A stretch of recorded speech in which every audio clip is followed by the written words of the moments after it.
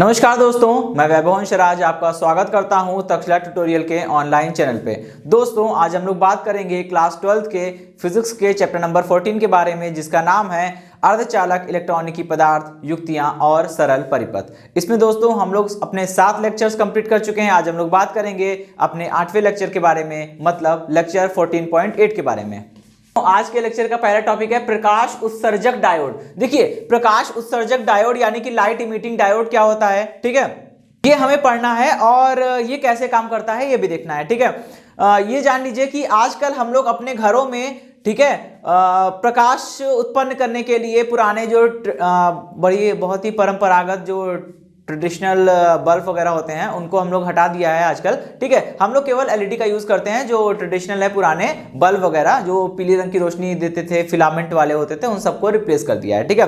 तो जो हमारे घरों में हम लोग यूज करते हैं वो एलईडी ही है, ठीक है, मतलब लाइट इमिटिंग डायोड। उसकी फुल फॉर्म क्या होती है? लाइट इमिटिंग डायोड, ठीक है। हिंदी में बोलते हैं प्रकाश उत्सर्जक डायोड, ठीक है। ये केवल वन टाइम परचेजिंग के लिए होते हैं, लॉन्गर लाइफ होती है और पावर भी कम कंज्यूम करते हैं, ठीक है। तो आपका मतलब कि पावर कम कंज्यूम करते हैं तो ये भी अच्छा है और इनकी लाइफ भी अच्छी होती है फिलामेंट वाले बल्ब की तुलना में, ठीक है। चलिए, तो अब ये देखते हैं कि ये कैसे काम करते हैं और ये क्या होते हैं। इससे पहले भी हम लोग ये जानेंगे कि ये होते क्या है, ठीक है।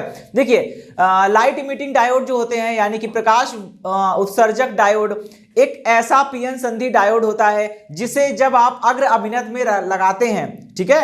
पीएन संधि लाइट इमिटिंग डायोड यानी कि प्रकाश उत्सर्जक डायोड एक ऐसा पीएन संधि डायोड होता है जिसे जब आप अग्र अभिनत में लगाते हैं तो वो प्रकाश उत्सर्जित करता है, ठीक है। चलिए, अब इसको समझिएगा कि ये काम कैसे करता है। देखिए, इसमें होता क्या है, इसमें हम लोग सबसे पहले तो ये जानेंगे कि लाइट इमिटिंग डायोड की अगर हम बात करें तो उसमें पी संधि में, ठीक है, मतलब पी क्षेत्र होता है, एन क्षेत्र होता है। बिना पी और एन क्षेत्र को मिलाए तो पीएन संधि बनेगी नहीं, ठीक है। तो लाइट इमिटिंग डायोड में जो पी क्षेत्र होता है उस पी क्षेत्र में उस पी क्षेत्र के संयोजी बैंड में कोटर होते हैं और एन क्षेत्र के चालन बैंड में इलेक्ट्रॉन होते हैं, ठीक है। अब होता क्या है, आपको पता है मुक्त इलेक्ट्रॉन तो चालन बैंड में ही होगा, ठीक है, और मुक्त इलेक्ट्रॉन अधिक मात्रा में कौन से क्षेत्र में पाया जाता है? एन क्षेत्र में, ठीक है। तो मैं वही बोल रहा हूं कि लाइट इमिटिंग डायोड के पी क्षेत्र के संयोजी बैंड में कोटर होते हैं और एन क्षेत्र के चालन बैंड में इलेक्ट्रॉन्स होते हैं, मतलब फ्री इलेक्ट्रॉन्स होते हैं, ठीक है। जब आप एलईडी को यानी कि लाइट इमिटिंग डायोड को अग्र अभिनत में लगाते हैं, ठीक है, तो होता क्या है कि चालन बैंड में जो इलेक्ट्रॉन होता है वो अपनी ऊर्जा का ह्रास करके किस में आ जाता है? संयोजी बैंड में चला आता है। जब चालन बैंड का मुक्त इलेक्ट्रॉन अपनी ऊर्जा का ह्रास करके या अपनी ऊर्जा को नष्ट करके संयोजी बैंड के कोटर के साथ संयोजन करता है, मतलब उसके साथ जुड़ता है, तो जितनी एक्स्ट्रा अमाउंट ऑफ एनर्जी होती है उसको वो रिलीज कर देता है, ठीक है। अब देखना यह है कि इन दोनों बैंड के बीच में यानी कि चालन बैंड और संयोजी बैंड के बीच में ये जो बैंड अंतराल है, ये बैंड अंतराल कितने का है, ठीक है। ऐसा इसलिए क्योंकि चालन बैंड से जब इलेक्ट्रॉन निकलकर संयोजी बैंड में आएगा तो चालन बैंड में उसकी ऊर्जा ज्यादा है, संयोजी बैंड में ऊर्जा कम है, तो वो अपनी एनर्जी को लूज करेगा, अपनी एनर्जी को रिलीज करेगा, निकालेगा। तो उतनी ही एनर्जी निकालेगा जितनी एनर्जी का डिफरेंस दोनों बैंड के बीच में है, ठीक है, यानी कि बैंड अंतराल के बराबर एनर्जी वो अपने अंदर से निकालेगा, ठीक है। तो यहां पे देखने वाली बात यह है कि अगर मान लीजिए ये एनर्जी Eg है, ठीक है, तो ये एनर्जी तो फोटॉन्स के रूप में निकलेगी h न्यू, ठीक है। और अगर आप इस तरंगदैर्घ्य देखना चाहते हैं तो आप इसे लिख सकते हैं hc/λ, ठीक है। तो अब यहां पे जैसा बैंड गैप आप रखेंगे, बैंड गैप मतलब जैसी Eg का मान होगा वैसा ही लैम्डा भी निकलेगा, ठीक है। आप यहां देख पा रहे होंगे Eg बराबर hc/λ, इसमें h कांस्टेंट है, c कांस्टेंट है, लैम्डा की वैल्यू केवल और केवल निर्भर करेगी तो इस पे बैंड अंतराल पे, ठीक है। बैंड अंतराल ज्यादा कम होगा तो उसके हिसाब से लैम्डा की वैल्यू भी ज्यादा कम होगी। इसीलिए हम लोग बैंड गैप को एडजस्ट करके डिफरेंट कलर के एलईडी बनाते हैं, ठीक है।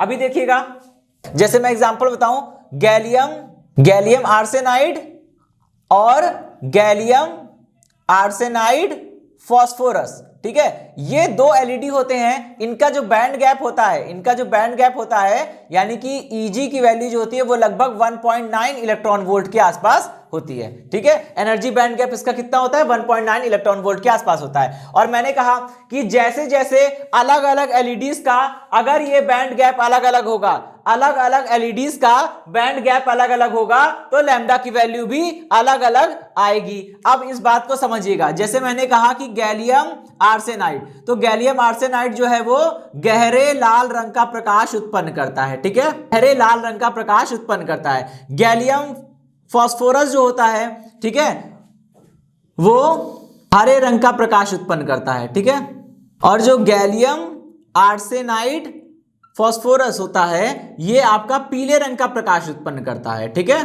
तो ये बातें हैं जो आपको ध्यान में रखनी होगी, ठीक है। अब बात होती है कि एलईडी क्या होगा, ये पढ़ लिया, कैसे काम कर रहा है ये पढ़ लिया। अब हम लोग पढ़ेंगे कि इसके उपयोग कहाँ होते हैं। तो सबसे बढ़िया और सबसे कॉमन सा उपयोग तो ये घरों में प्रकाश उत्सर्जित करने के लिए यूज होता है। पुराने बल्ब को हटा दिया गया है, जो काम बल्ब करता था प्रकाश देने का वही काम एलईडीज कर रहे हैं, ठीक है। तो प्रकाश के उत्पादन में पहला उपयोग तो उसका ही हो गया। दूसरा उपयोग ये होता है, आपने जितने भी इलेक्ट्रॉनिक घड़ी, इलेक्ट्रॉनिक गैजेट्स देखे होंगे उसमें जो नंबर लिख कर आते हैं वो नंबर जो डिस्प्ले होते हैं वो एलईडीज की मदद से ही होते हैं, ठीक है। तो एलईडी का एक उपयोग ये भी हो गया कि डिजिटल उपकरणों में अंकों को प्रदर्शित करने में एलईडी का इस्तेमाल होता है, ठीक है दोस्तों। चलिए ये टॉपिक यहां समाप्त हुआ। अब हम लोग बढ़ेंगे अपने नेक्स्ट टॉपिक की ओर। चलिए दोस्तों, अब देखिए हमारा जो नेक्स्ट टॉपिक है वो है अंकन, इलेक्ट्रॉनिक्स तथा तर्क यानी कि लॉजिक गेट, ठीक है। इसको आप इंग्लिश में बोल सकते हैं digital electronics, digital electronic and logic gates. Okay, अब देखिए इसको हम लोग समझते हैं सबसे पहले कि डिजिटल इलेक्ट्रॉनिक्स क्या है। ये जान लीजिए अभी तक जो हम लोग पढ़ रहे थे, ठीक है, जो भी हमने चैप्टर नंबर 14 में पढ़ा है ये सब इलेक्ट्रॉनिक्स है, ठीक है। ये सब इलेक्ट्रॉनिक्स में आता है, फिजिक्स की वो ब्रांच जिसमें हम लोग अर्धचालक पदार्थ और उससे बने हुए उपकरणों यानी कि युक्तियों के बारे में पढ़ते हैं। क्या कहलाता है? इलेक्ट्रॉनिक्स कहलाता है। अभी तक हम लोग 14 नंबर चैप्टर में इलेक्ट्रॉनिक्स ही पढ़ रहे थे, लेकिन अभी ये क्या आ गया, अभी ये अंकन इलेक्ट्रॉनिक्स आ गया। क्या ये अंकन इलेक्ट्रॉनिक्स बाकी इलेक्ट्रॉनिक्स से अलग है? तो जवाब है यस, ये अंकन इलेक्ट्रॉनिक्स बाकी इलेक्ट्रॉनिक्स से अलग है। कैसे?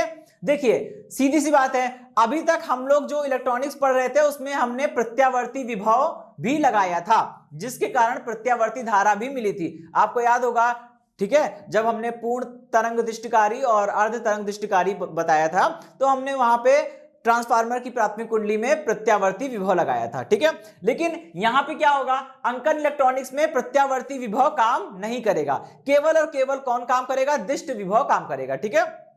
अच्छा, तो यहां पे हमको वही चीज समझनी है कि अंकन इलेक्ट्रॉनिक्स की वह शाखा है जिसमें केवल डिजिटल सिग्नल का प्रयोग किया जाता है, एनालॉग सिग्नल का प्रयोग नहीं किया जाता, ठीक है। चलिए, तो अंकन इलेक्ट्रॉनिक्स की वह शाखा है जिसमें केवल अंकन सिग्नल यानी कि डिजिटल सिग्नल्स का प्रयोग किया जाता है, एनालॉग सिग्नल्स का नहीं, ठीक है। आइए समझ लेते हैं कि एनालॉग सिग्नल क्या है और डिजिटल सिग्नल क्या है। देखिए एनालॉग सिग्नल्स क्या है, आपको पता है जैसे प्रत्यावर्ती धारा हमने पढ़ी थी, ठीक है। प्रत्यावर्ती धारा में क्या होता था कि हम लोग बोलते थे वह धारा या वह विभव जिसका मान समय के सापेक्ष निरंतर बदलता रहता है, क्या कहलाते हैं? प्रत्यावर्ती धारा और या प्रत्यावर्ती विभव कहलाते हैं। बिल्कुल सेम वही चीज है, ठीक है। देखिए अभी यहां पे क्या है कि यहां पे हमने धारा या विभव बना दिया, ठीक है, धारा या विभव कुछ भी हो सकता है। अच्छा, और यहां पे ये हो गया हमारा समय, ठीक है। अभी समझिएगा, तो बोलेंगे कि एनालॉग सिग्नल क्या होते हैं? वह सिग्नल मतलब ब्रैकेट में धारा अथवा विभव दोनों की बात कर रहे हैं, ठीक है। वह सिग्नल यानी कि धारा अथवा विभव जिसका मान समय के सापेक्ष निरंतर परिवर्तित होता रहता है तथा जो एक निश्चित समय अंतराल के पश्चात अपने प्रारंभिक मान एवं दिशा को प्राप्त कर लेता है, क्या कहलाता है? एनालॉग सिग्नल कहलाता है, ठीक है। चलिए एक बार इसको फिर से सुनेंगे कि वह सिग्नल जिसका मान समय के सापेक्ष निरंतर परिवर्तित होता रहता है, ठीक है, तथा जो एक निश्चित समय अंतराल के पश्चात अपने प्रारंभिक मान एवं दिशा को पुनः प्राप्त कर लेता है, क्या कहलाता है? एनालॉग सिग्नल कहलाता है, ठीक है। आप देख रहे होंगे यहां से, देखिए शुरुआत में इसका मान 0 से अधिकतम हुआ, फिर 0 हुआ, फिर ऋणात्मक दिशा में अधिकतम हुआ, फिर 0 हुआ, फिर इसके बाद ये धनात्मक दिशा में फिर अधिकतम, फिर 0, फिर ऋणात्मक दिशा में अधिकतम, फिर 0, ठीक है। यहां पे ये चीज समझने वाली है। अच्छा, ये बात समझ में आ गई। चलिए अब हम लोग बात करेंगे डिजिटल इलेक्ट्रॉनिक्स यानी कि एनालॉग सिग्नल हो गया। अब हम लोग बात करेंगे डिजिटल सिग्नल की, ठीक है। अभी देखिए दोस्तों, हम लोग अगला टॉपिक पढ़ने वाले हैं वो है डिजिटल सिग्नल। हिंदी में इसे बोलते हैं अंकन सिग्नल, ठीक है। अंकन सिग्नल यानी कि डिजिटल सिग्नल। अंकन सिग्नल समझते हैं। डिजिटल सिग्नल क्या होते हैं? डिजिटल सिग्नल एनालॉग सिग्नल के जस्ट अपोजिट होते हैं। अपोजिट का मतलब होता है कि एनालॉग सिग्नल जो थे वो उनका मान समय के साथ लगातार परिवर्तित हो रहा था तथा किसी भी समय अगर आप देखेंगे तो वहां पे आपको कोई ना कोई मान जरूर मिल जाएगा। ठीक है, सिग्नल का कोई ना कोई मान जरूर मिलेगा। यहां ऐसा नहीं होता है। अंकन सिग्नल का मान समय के साथ बदलता है, लेकिन बिल्कुल ज्यावक्रीय रूप से नहीं, बिल्कुल साइनसोइडल तरीके से नहीं। जैसे कि वो एक साइन का ग्राफ होता है ना, साइन का ग्राफ इस तरह से होता है। ठीक है, जैसे ये बना था साइन का ग्राफ, ये वास्तव में साइन का ग्राफ होता है। ठीक है, तो इसीलिए इसको बोलते हैं साइनसोइडल रूप में चेंज होना। ठीक है, तो जैसे एनालॉग सिग्नल जो होता है वो साइनसोइडल रूप में चेंज होता है। ठीक है, यहां पे ऐसा नहीं है। ठीक, ये चेंज होगा, लेकिन इसमें देखिए ये क्या था, ये बिल्कुल ज्यावक्रीय रूप से बिल्कुल कर्व में चेंज हो रहा है। यहां देखिए कोई कर्व आपको नहीं दिखेगा। ठीक है, तो डिजिटल सिग्नल में क्या होता है? डिजिटल सिग्नल वह सिग्नल होते हैं, ठीक है, या फिर वह सिग्नल ब्रैकेट में विभव अथवा धारा जिसका मान समय के सापेक्ष परिवर्तित तो होता है, परंतु एक निश्चित रूप में इसके केवल दो मान होते हैं। ठीक है, एक मान होता है 1 और एक होता है 0। 1 और 0 के अलावा इसका कोई आपको तीसरा मान नहीं मिलेगा, 1 या 0। अब 1 का मतलब क्या होता है? 1 का मतलब होता है फुल सिग्नल और 0 का मतलब होता है नो सिग्नल। समझिएगा, शुरुआत में यहां पे फुल सिग्नल था। ठीक है, जैसे जैसे समय बीतता गया समय, मान लीजिए कुछ समय बीता T1 समय बीतने बाद आप देख रहे हैं 0 सिग्नल हो गया। फिर T1 से T2 तक 0 सिग्नल है। फिर जैसे ही समय T2 हुआ इसका सिग्नल फुल हो गया। फिर T2 से T3 तक सिग्नल फुल था, फिर T3 पे सडनली 0 हो गया। फिर T3 से T4 तक फिर 0 था और फिर T5 तक ये चला, T5 तक ये फुल था, फिर उसके बाद सडनली ये 0 हो गया। ठीक है, अब यहां समझने वाली बात यह है कि जब भी हम डिजिटल सिग्नल की बात करेंगे तो डिजिटल सिग्नल में केवल दो वैल्यूज होंगी, 0 और 1। 0 मतलब नो सिग्नल, 1 मतलब फुल सिग्नल। ठीक है, चलिए अभी इसका महत्व समझ लेते हैं कि यहां पे जो हम लोग डिजिटल सर्किट वगैरह पढ़ेंगे तो उसका महत्व क्या है। ठीक है, हाँ देखिए दोस्तों, यहां पे एक छोटी सी बात और बस समझने वाली है। बोलेंगे, मैंने कहा ना कि अभी जो हम लोग चैप्टर नंबर 14 में पढ़ रहे हैं वो पूरा इलेक्ट्रॉनिक्स है, लेकिन यहां पे जो अभी हम लोग पढ़ रहे हैं ये टॉपिक, ये अंकन इलेक्ट्रॉनिक्स लिखा है, डिजिटल इलेक्ट्रॉनिक्स। इसका मतलब क्या हुआ कि इलेक्ट्रॉनिक्स अलग है और डिजिटल इलेक्ट्रॉनिक्स अलग है। ठीक है, अच्छा अभी देखिए, मैंने आपको बताया कि डिजिटल इलेक्ट्रॉनिक्स की वह शाखा है जिसमें हम लोग डिजिटल सिग्नल का प्रयोग करते हैं। ठीक है, अच्छा अभी आप समझिए, अगर किसी परिपथ में आप एनालॉग सिग्नल लगाएंगे तो उस परिपथ को बोलेंगे एनालॉग परिपथ। ठीक है, फिर से सुनिए, जिस परिपथ में आप एनालॉग सिग्नल का यूज करेंगे उस परिपथ को हम लोग बोलते हैं एनालॉग परिपथ। ठीक है, इसका जस्ट उल्टा, जिस परिपथ में हम लोग डिजिटल सिग्नल यानी कि अंकन सिग्नल का प्रयोग करते हैं उसे हम लोग क्या बोलेंगे? उसे हम लोग बोलेंगे डिजिटल परिपथ। ठीक है, यानी कि डिजिटल सर्किट। ठीक है, तो एनालॉग परिपथ और डिजिटल परिपथ दो परिपथ हो गए। जिस परिपथ में एनालॉग सिग्नल का यूज करेंगे वो एनालॉग परिपथ हो जाएंगे, और जिस परिपथ में हम लोग डिजिटल सिग्नल का प्रयोग करेंगे वो डिजिटल परिपथ हो जाएंगे। ठीक है, चलिए अभी हम लोग आगे बढ़ेंगे और जानेंगे कि डिजिटल परिपथ यानी कि डिजिटल सर्किट के लाभ क्या हैं। देखिए दोस्तों, डिजिटल सर्किट का सबसे पहला लाभ तो यह है कि डिजिटल सर्किट जो होते हैं वो ये जान लीजिए कि उसको आप किसी एकीकृत परिपथ यानी कि इंटीग्रेटेड सर्किट आईसी पर बहुत आसानी से आप उसे बना सकते हैं। दूसरा उपयोग, डिजिटल सर्किट की सहायता से लॉजिक गेट का निर्माण होता है।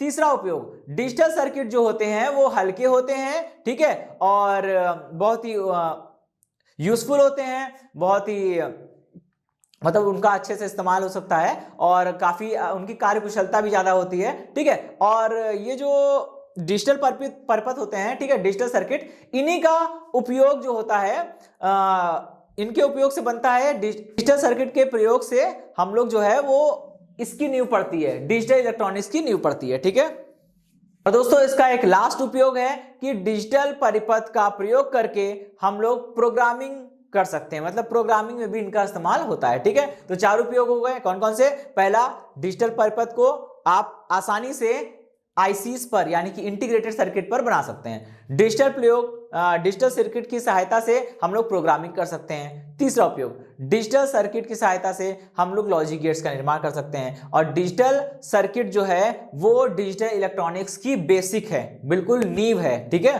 उसके बिना डिजिटल इलेक्ट्रॉनिक्स की हम कल्पना भी नहीं कर सकते। ठीक है, चलिए ओके दोस्तों, इसी के साथ ये सेशन समाप्त होता है। इस सेशन से जुड़े नोट्स प्राप्त करने के लिए डिस्क्रिप्शन में दिए गए लिंक पर जाके क्लिक कीजिए। ओके दोस्तों, आज के सेशन में इतना ही, मिलता हूं नेक्स्ट सेशन में, धन्यवाद।